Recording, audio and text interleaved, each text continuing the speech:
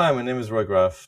I am a therapist and relationship coach. I work with people on various issues, and I primarily work with people who are on their journey of non-monogamy or polyamory. I help them figure out their challenges, learn and unlearn a lot of things they've basically picked up from society that is getting in the way of a happy, healthy, non-monogamous relationship. I work with individuals, with couples, with triads, and all kinds of polycules. And yeah, I might be able to support you. Today, I want to talk about all the things that society at large doesn't tell you, doesn't prepare you when it comes to modern relationships. And there's so many things that are learned by default as we grow up, that we learn through our parents, our society, our culture, films and books that are perpetuating a myth when it comes to relationships. And I'm here to bust those myths. When it comes to what we inherit and what we grow up with, a lot of our understanding of what a relationship is and what it needs to mean comes from what we see around us. So when we grow up as children, we get examples and we absorb things without even recognizing that we do it. It goes into our subconscious and it becomes an expectation. Some of the things that we come to expect is that our partner essentially will be a parent replacement, that all the safety and security we found in our parents, we are going to find in our partner as an adult. And that often leads to disappointment, to frustration, because our partner isn't meant to replace our parent. And a lot of the security and safety we needed from parents as children, we need to find in ourselves and in our community, and not expect one person, our partner, to fulfill all of those roles. Another thing that we often have as an expectation growing up is that somehow our partner will make us happy, that it's their job and their role is to make us happy, right? And this is again where I personally believe that it is my personal job to make myself happy. And of course, by choosing the right kind of partners, it helps my happipiness and I help theirs. And if my partner wants to support me in my happiness, that's great, but they don't owe it to me and I shouldn't expect it from them. When it comes to popular culture, we often get examples from, for example, fairy tales and children's stories of the romantic beginnings of a relationship, but we don't actually see what happens after the limerence and the new relationship energy fades. We don't see what happens when there is routine and boredom. So that is something that is left just to figure out and find out by ourselves. And often, again, there is this fall from grace, there's this disappointment because we expected this experience to just continue and last forever. I think another thing that often happens is that we expect the way that the relationship started to just continue, right? To basically be the same kind of relationship and for our partner to not change from who we fell in love with.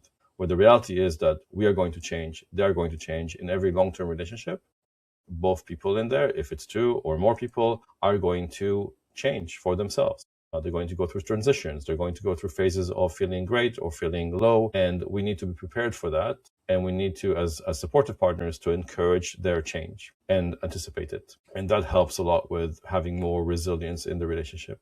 I think that one more thing I see is that when we judge whether a relationship is successful or not, we often judge it by longevity.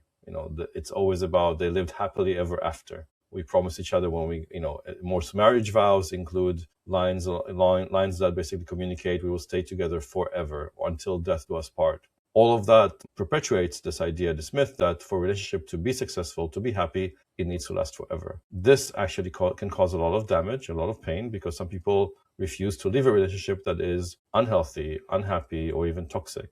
People stay in relationships beyond their expiration date because they believe that it shows that it's successful, and that ultimately causes them damage. So when we reshift that, when we position the idea of success to be one of, is this relationship bringing me and my partner added value? Is it adding to our lives in some way? It could be a relationship that lasts a week, a month, a year, 5 years. If we both end up coming out of it better versions of ourselves, then it was a successful relationship. There's something I like that Dan Savage often says, which is bring the campfire rule into relationship and leave the place or leave your partner better than you found them. And if you're able to do that, then again, leaving the relationship when it's time to end it is a success. When I talk about the expectation that we look for our partner sometimes to replace our parent, right? we basically grow up needing the emotional support of our parents. As children, we haven't really learned to self-regulate, to have self-care. We do that by co-regulating with a parent, with somebody, with a nurturing authority figure. And when that goes well, it's great. And when it doesn't go well, meaning if the parent or the caregiver isn't available for us, that can create trauma. Whether we do it from a place of need, where we didn't get something as a child, or where we do it from a place of expectation because we did get it as a child a lot, turning that need into an expectation from an adult partner means outsourcing the emotional regulation and the self-care that I need to do for myself to someone else. And that leads to these feelings like, I can't live without you, and I can't do this on my own. If I'm feeling bad, you have to be here to support me, right? I see it a lot coming up especially in non-monogamous and polyamorous relationships, because it may have worked in monogamy for couples that open up from monogamy. It's something that they got used to, being each other's emotional support, being each other's emotional anchor and safe harbor. And then when all of a sudden there is a new risk, a perceived risk of somebody else coming in and forming a bond with my partner, and then I start having this fear that they may be taken away from me or they're not available to me is exactly when I'm feeling alone, then that can become panic, it can become anxiety, because I never learned to self-regulate. My expectation is that if I'm feeling bad for whatever reason, my partner is here to support me. But of course, they're not, because they're out on a date. And that in itself is fearful. Even if, again, nothing happens and everything goes according to the way that my partner agreed, I might still fear that anxiety and panic. So it's important that we do the work in whatever relationship dynamic we're in to know how to self-regulate, how to notice and care for our own emotional state. And then our partner support becomes optional, becomes a beautiful thing to have when it's available, but it is not a need, which I think is the distinction. Well, the reason that people default to specific relationships, often the default is monogamy. But even when it's an open relationship, there are certain defaults that prioritize that primacy of that core relationship. And sometimes it works for you, sometimes it doesn't work. But ultimately, there isn't very much thought and conversation going in the initial stages of creating a committed relationship to saying, what kind of relationship dynamic do we actually want? What are our relationship agreements and boundaries? There is just this default assessment, kind of default expectation that what we see around us is what works. And therefore, I don't need to specify and expressly say my needs and my desire, my expectations. My partner should just know it. Should just, if they love me and if they care about me, then they should just know those things to do, to say. And yeah, ultimately they're not mind readers, but sometimes love makes us think that they need to be. And when I talk about consciously design a relationship, is saying, why do we need to follow a particular path that wasn't written specifically for us as individuals and as a unique combination, right? What worked for our parents or for our friends or for social media influencers isn't going to be what works for us. So why can't we just sit down and have that conversation? Why can't we talk about how do we want our relationship to look? What kind of rules and agreements we can make? What constitutes cheating in our dynamic? It doesn't have to look like anybody else's. Do we want to live together, or are we happy living separately and then choosing consciously when to spend quality time together, right? This idea of relationship escalator, where we escalate to the next level, the next stage of relationship without really discussing it and deciding, do we really want it? It's just what's expected now. For example, we've been dating for a year, we're exclusive, our parents need to meet, after a certain time, it's expected that we should talk about marriage. Maybe that works. I think there's a reason why most people do that and most people are happy with that, and that's fine. And I think many more people will recognize that if they're giving a choice and if that choice feels valid and not judged, they may choose to do things differently. My reflection from my own personal experience in many relationships and from working with a lot of clients and talking to friends is that sometimes when we choose to be intimate with someone, the intimacy can come at the cost of your independence. And by that I mean,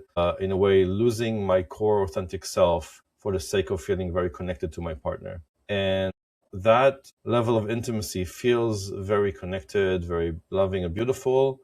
And it puts you in a place of needing that partner, basically losing your ability to take care of yourself. Now, I don't think that there needs to be a choice here between the two. I think it's possible to maintain interdependence in the dynamic, meaning that you can do things for yourself and that the intimacy is developed through building trust, showing vulnerability, sticking to agreements, intentionally spending time together, and crucially, that it's a choice.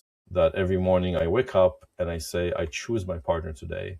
And I think that's true in monogamy, it's true in non-monogamy. It can't just be a default thing. Well, we're together because we live together, or we're together because we got married and therefore we're stuck together. That is, or we're together because he is providing for me, or together because he's cooking my meals. Like, all of those aren't about the actual dynamic. Now, of course, when you're in a relationship, if you're living together, if you have a family, there will be other kinds of relationships that you have with the same person, like co-living, co-parenting, co-managing a household. But there's always a need to focus on that intimate relationship and make that a conscious choice. A lot has changed in the last 20 years or so in relationship space. I think that social media can sometimes give people an unrealistic image, an idea of what relationships should look like.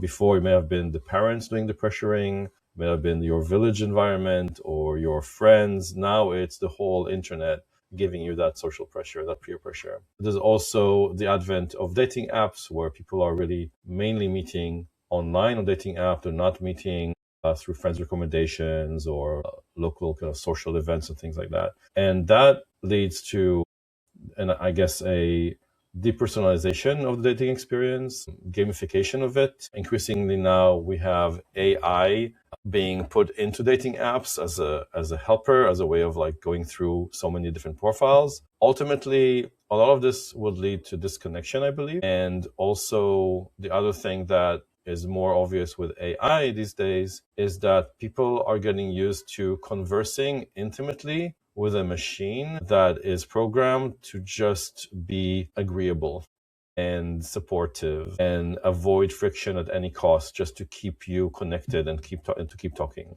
Because of course, the more you converse, the more money the companies behind it make.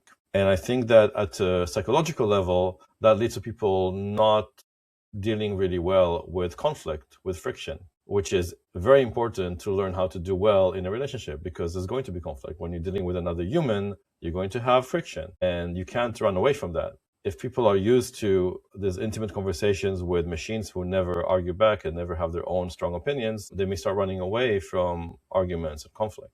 So I really want to encourage people to lean into the discomfort of friction and learn the skills needed to have really healthy, connected conversations. I think that in the modern world, that's becoming a really big challenge.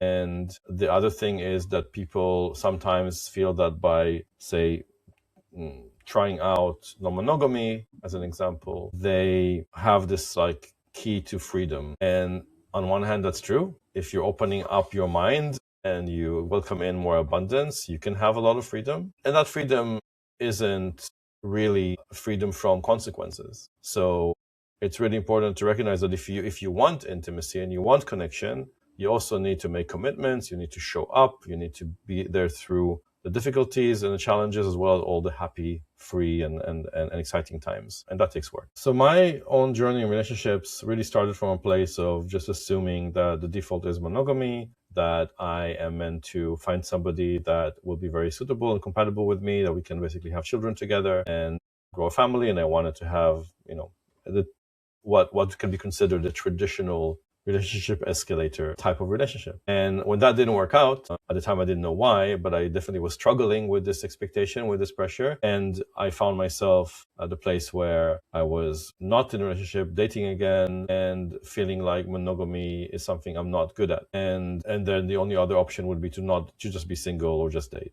casually. I had learned through meeting polyamorous people, through dating in a non-monogamous way, that a lot of these ideas and mindsets that I had were not really true, or they definitely didn't fit me. And it was nice to see other people that felt the same way, that I wasn't alone in that.